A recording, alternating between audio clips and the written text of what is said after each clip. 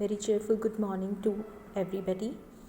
Today I am here with a very important topic from grammar, reported speech, which is also known as direct and indirect speech, a very important topic of grammar.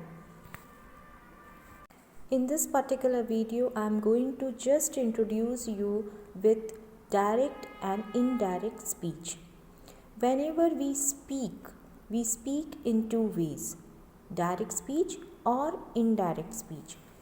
Usually this particular topic, as the name suggested, direct and indirect, means the word spoken, if we use as it is, so it will be direct. And if we change the words of the speaker in our own language, it means it will be indirect speech. Usually whenever we are reporting any incident or event or describing about someone what has been asked us to convey, so their direct and indirect speech plays a vital role, and where we have to be very particular to follow the rules. So let's begin. There are two ways of reporting direct and indirect speech. A speaker's words can be reported in two ways. Suppose if teacher said something to Rajesh, so she will said that in her own word. Let's take example. Teacher said to Rajesh, comma, inverted comma, you have bright future. So the teacher's words are written as it is in the quoted marks. Quoted marks means the inverted commas. Now the same can be said in Rajesh words, what the speaker has said without using the exact words. So whatever the teacher has said, if Rajesh is conveying the same thing to somebody else, he will make certain changes and said the same word in his own language, in his own words, means not in the exact words spoken by teacher. So how it will go? The teacher told Rajesh that he had a bright future. So you can see here how the direct speech, where we use exact words of the speaker, and indirect speech where whatever the speaker has said, we change the words. Thus, it is very clear whenever we want to report any event or incident, or we want to convey speaker's word to other people, we usually use direct and indirect speeches. Take one more example. Kamli said, I am going to school now. Here, I am going to school now are written in comma, inverted comma, means direct speech. Mona said, the exact words of Mona are written in comma, inverted comma, we shall have done our work. So let's understood, when we use direct speech in our writing or in our spoken words, we have to use the exact words spoken by the speaker. Second, the exact words spoken by the speaker should be kept inside, should be put inside in the comma, inverted comma, or we call it quoted marks. The first spoken word must have a capital letter, and when a new speaker begins, we must start a new line. So these are the basic rules how to write direct and indirect speech.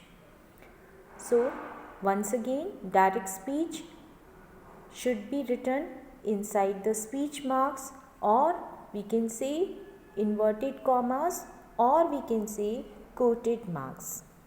Usually the words spoken by leaders, by inspirational personalities, we are using their words as it is.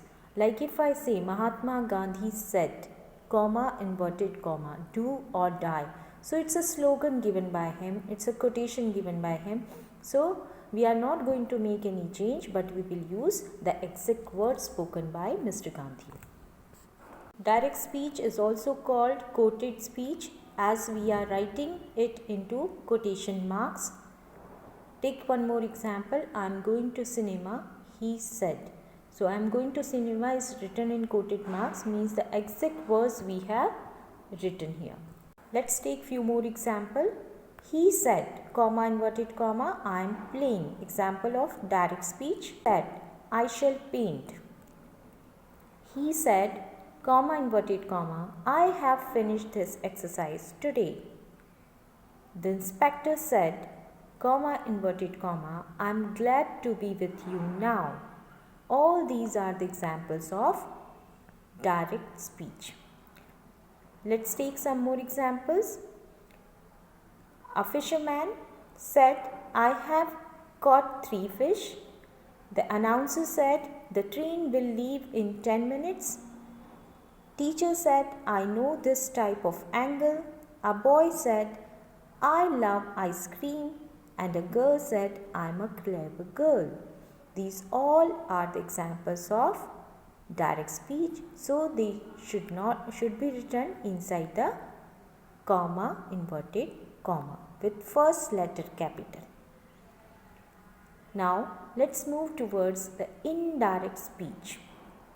Indirect speech where we do not use exact words spoken by the speaker, but instead we make certain changes